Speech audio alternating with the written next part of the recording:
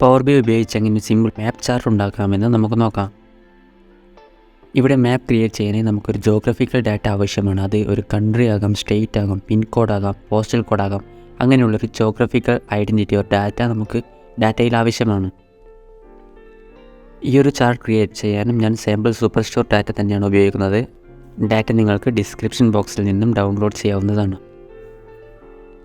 Sample super store Excel ഫയലിൽ US ഡാറ്റയാണ് ഉള്ളതെന്ന് തോന്നുന്നു. അതുകൊണ്ട് തന്നെ നമുക്ക് US സെയിൽസ്, ഓരോ റീജിയണിലെ സെയിൽസ് എങ്ങനെയാണ് ഡിസ്ട്രിബ്യൂട്ട് ചെയ്തിട്ടുള്ളതെന്ന് നോക്കാം.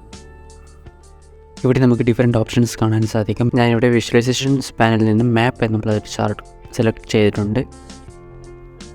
ക്യാൻവാസിൽ നിന്നും ചാർട്ട് റീസൈസ് ചെയ്തു.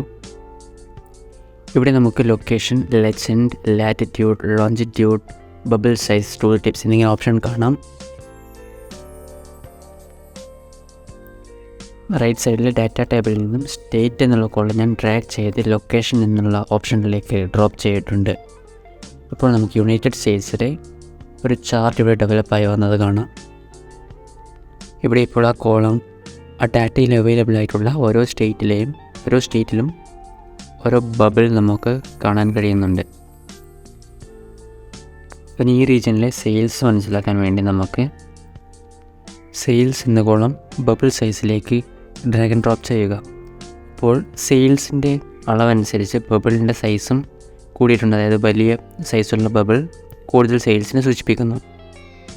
നമ്മുടെ കേഴ്സർ ഉപയോഗിച്ച് ഏത് സ്റ്റേറ്റ് ആണെന്നും അവിടെ എത്രയാണ് സെയിൽസ് എന്നും നമുക്ക് മനസ്സിലാക്കാൻ സാധിക്കും.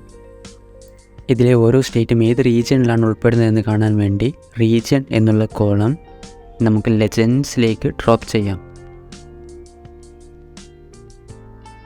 ഇതിലിപ്പോൾ ഓരോ കളറും ഓരോ റീജിയനെ സൂചിപ്പിക്കുന്നു. കേഴ്സർ വെച്ച് നോക്കിയാൽ നമുക്ക് കാലിഫോർണിയ എന്നുള്ള സ്റ്റേറ്റ് വെസ്റ്റ് റീജിയനിലും അതിൽ സെയിൽസും അവിടെ കാണുന്നുണ്ട്.